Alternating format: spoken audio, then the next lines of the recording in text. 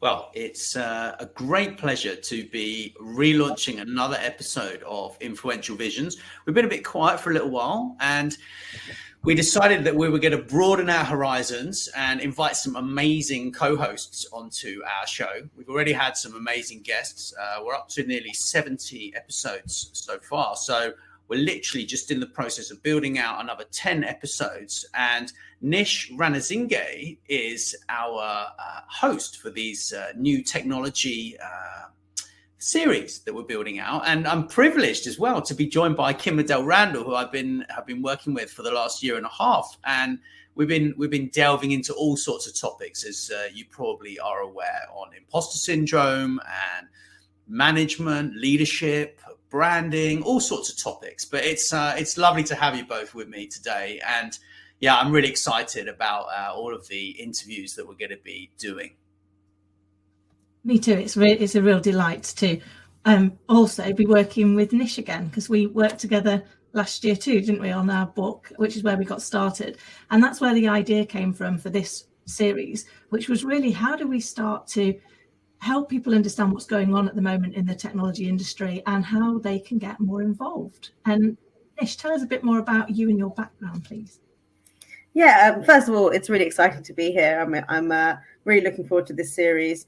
So my background is in technology. So I started when I'd just come out of university, started in a data company, and didn't really think that I would end up in technology, but have ended up being here for about 15 years. I've worked across different industries, across different countries, and I'm really, really passionate about not just technology, but change in technology and being clear about something. I'm not a technologist. I'm not a developer.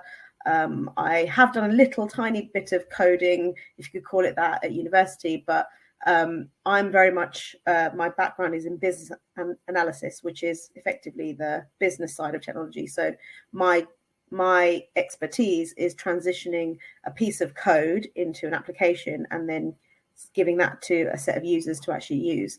And my passion for change in technology is really around making sure that if a piece of technology is built, it's actually accepted by its users so it can flourish really wherever it is being implemented.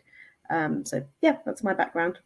I love it. And it's so true, isn't it? It's like, we have so many organizations that spend a fortune on implementing systems or technology, but if it's not done properly, if the change isn't accepted by the people using it, then actually that can be an investment that just goes badly wrong.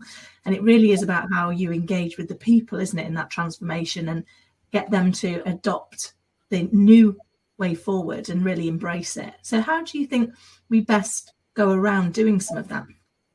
So there's a few elements to this. I think from my perspective, it's always been engaging people early on. So what you often get in organizations that I've worked in is that you've got a CTO or somebody like that who's really passionate about a new technology, really interested in bringing that into a business. And they will have it developed. They'll bring on a huge development team. They'll hire for it. But then the users have no idea about it. So you've got this real disconnect between the people bringing on the project and sponsoring it, and all the way down to the people who are using it. So, and often I would have been the person going in saying, hey, you know that you actually adopting this new technology, and people wouldn't know anything about it. So it's really bringing people along the journey who are going to end up using the platform, and then really listening to what it is that their issues are, what their pain points are. So often with technologies that I'll work with, I'll start with that. It's not about what the potential for what you're doing is. It's more to do with actually hearing what people's issues are and really understanding those so you can implement them correctly, so they'll use your platform. I love it. And it's so true, almost in whatever walk of life that we end up in. I do keep coming back to this, is that it's always, we think about it's technology or it's manufacturing or it's financial services, but whichever industry we're in, it comes down to people, doesn't it? And how we engage with people, how we listen to them to understand what's important to them and what their concerns are, and then we find a way through that. And I guess that's really why we came to this series, isn't it? Is to start to be able to break down some of the myths and some of the mystique that sits behind technology and change, and help people to understand how they can really get involved and not feel fearful of what's happening, and drive that forward. Yeah, absolutely. It's a fascinating topic, really. The amount of billions of pounds have been wasted over the last few decades by badly implemented systems, court cases between vendors and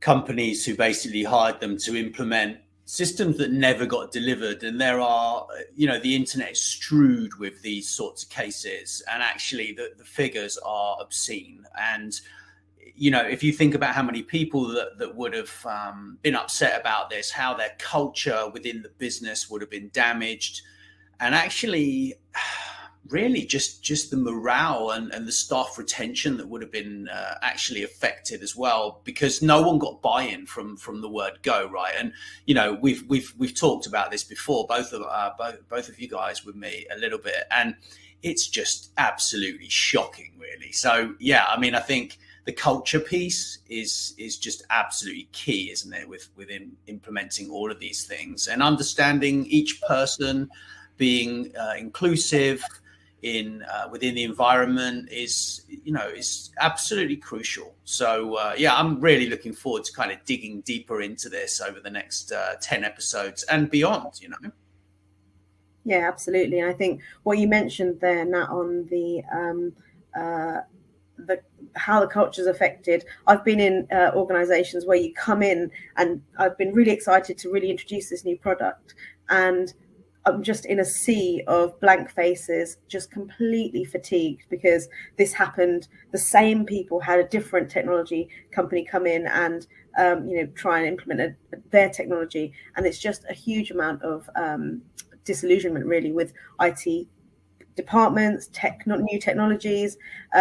Often what will happen is that they'll be really excited from the start, and then it just starts to wane when delivery cycles get longer and longer, or budgets get cut because something hasn't been delivered, and then they end up using whatever they were using before, or going back to spreadsheets, anything like that. So I completely, that's exactly what happens. It's just a cycle of terrible delivery, basically.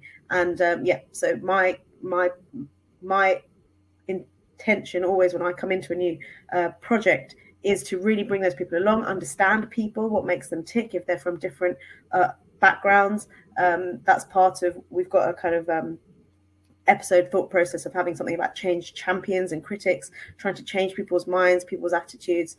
It's I've always thought that it's a really interesting area to work in from even a psychology perspective. Trying to get people to accept your change and influence people to really take on what it is that you're doing. And so it goes far beyond just the technology that you're using. You can have the best product in the world, but if no one understands it and no one uses it, then you'd be kicked out of that company pretty quickly. So yeah, it's super interesting and completely about people. That's completely right, Kim, as well. Absolutely. And Kim kindly taught me a lot about scope creep, project scope creep in the past year and a half. I was like, what the hell is scope creep, right?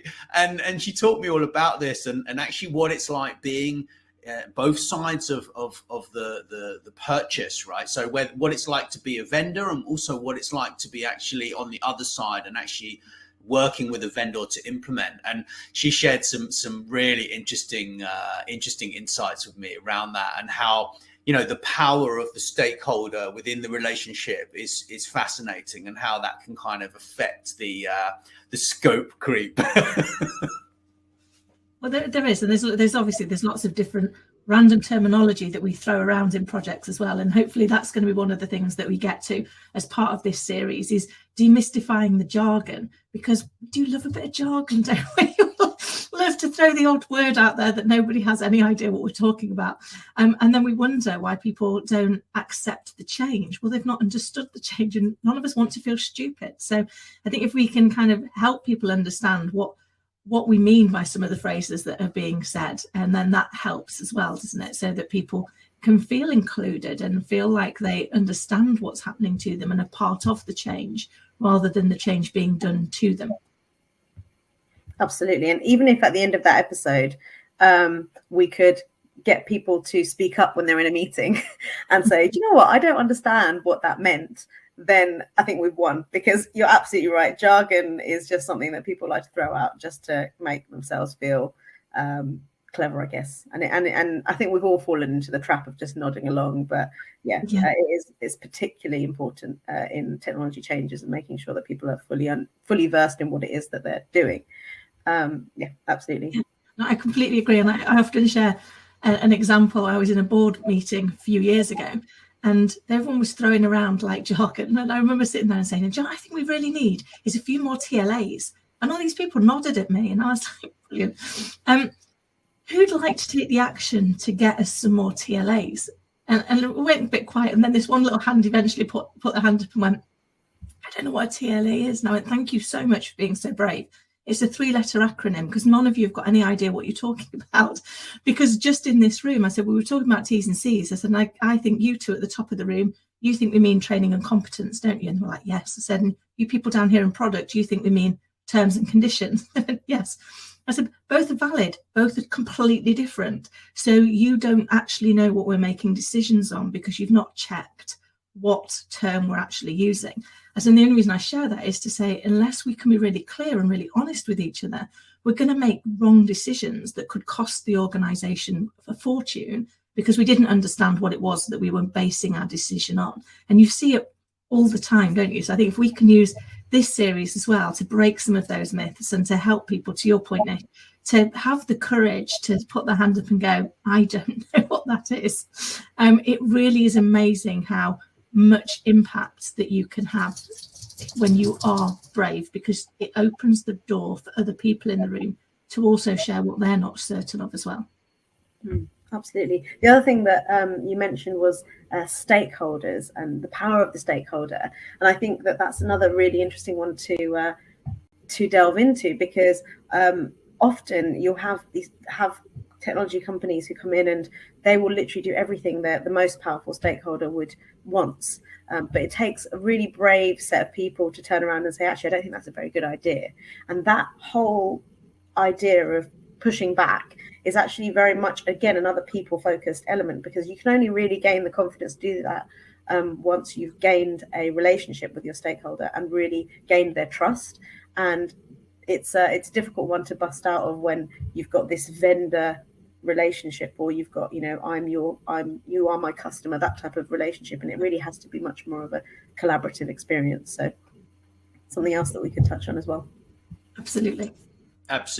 Well, thank you both. I've thoroughly enjoyed this. I'm really looking forward to digging into this series. And thanks to everyone for listening. We're looking forward to bringing you some great content in the next few months. Thanks very much. Brilliant. Thanks very much for listening. Please make sure you share this episode with your friends and business connections. And don't forget to drop us a review wherever you listen.